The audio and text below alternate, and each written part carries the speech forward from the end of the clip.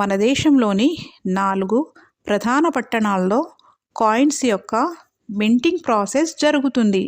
అవి కోల్కతా, ముంబై, నోయిడా మరియు Hyderabad. Coin mint చేసిన ఇయర్ కింద కొన్ని గుర్తులు ఉంటాయి. దాన్ని బట్టి ఆ కాయిన్ ఎక్కడ తయారైనదో చెప్పవచ్చు.